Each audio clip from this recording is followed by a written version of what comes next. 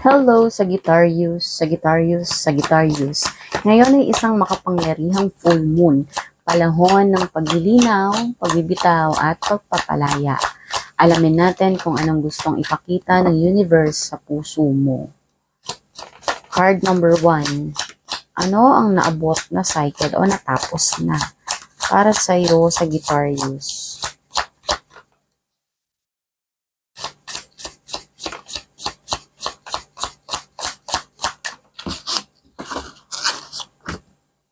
Wow. So, tapos na yung mga kamalian mo, Sagittarius, no? Spiral to. So, paangat ka na ngayon, no? Kung sabi dito, I understand that a mistake is only an opportunity to learn. And yes, oo, no? Tapos na yun, natuto ka na doon, no? And eto na, maaring may reward, may growth, and alam mo sa sarili mo na nagbago ka or may natutunan ka doon sa ano na yon, sa cycle na yon, no? Hindi naman ibig sabihin na failure na yun laging ginagawa mo isa, na stock up ka doon. Hindi, ito ganyan yung growth eh. The spirituality is paikot yan, no? Loop, no? Meron pababa and meron pataas, pero ikaw is pataas ka, so may natututunan ka and meron kang naiiwanan, no? Bahagi yan ng iyong pagkatao, no? And kailangan mo ipagbunyi yun or kailangan mo ipagdiwang yun kasi natututo ka doon sa pagkakamali mo na yun and pwedeng mag-gain yun sa'yo ng mga maraming posibilidad sa buhay and pwedeng makatulong ka rin sa kapwa mo in a sense na magkaroon sila ng inspiration dahil doon sa mga pagkakamali mo, no?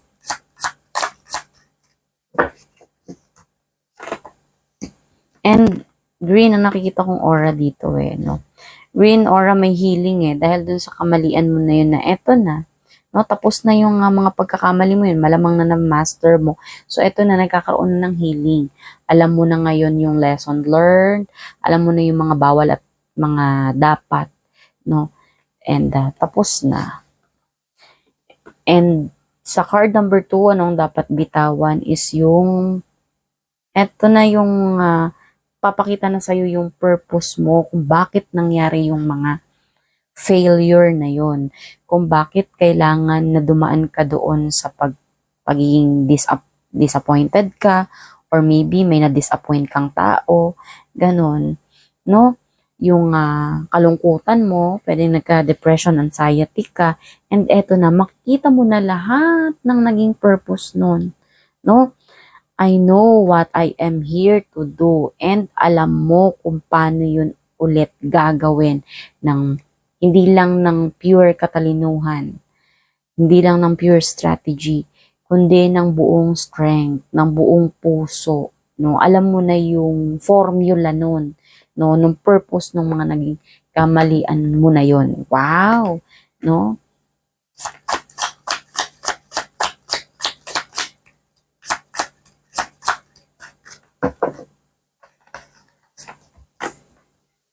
Blame, no?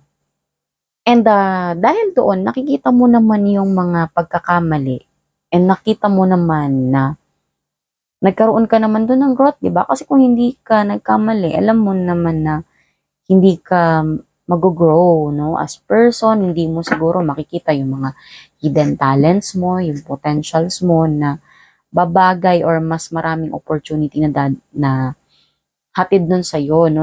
Na merong naibibigay sa'yo.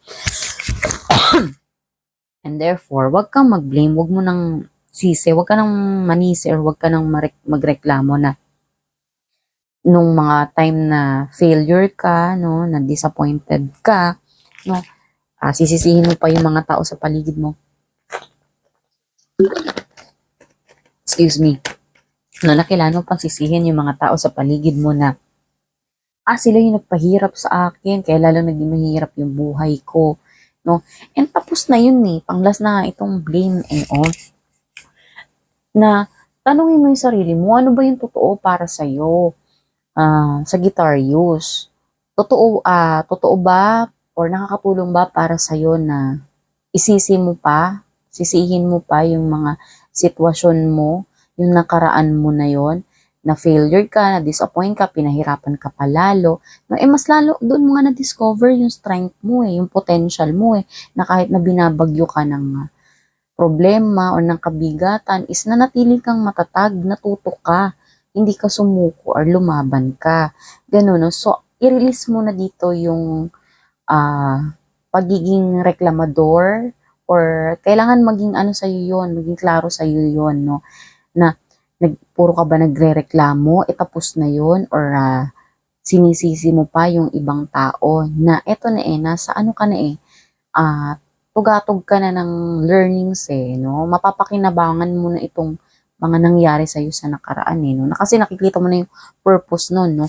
Purpose nun in a sense na pwedeng napapakinabangan mo na dahil natuto ka, no?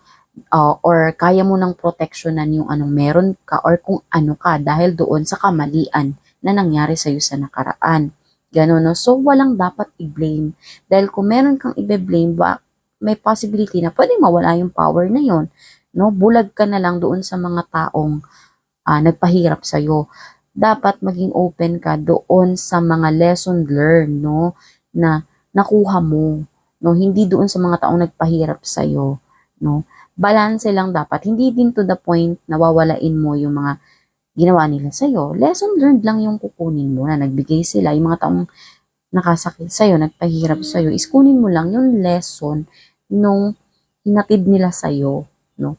And i-transform mo yun, no, sa napakagandang energy na mapapakinabangan mo, na makakapag-protect sa'yo sa future mo. So yun yung reading para sa'yo sa Guitarius. So kung nakatulong ito para sa'yo, so click like, subscribe. So yun lang. Thank you. Bye.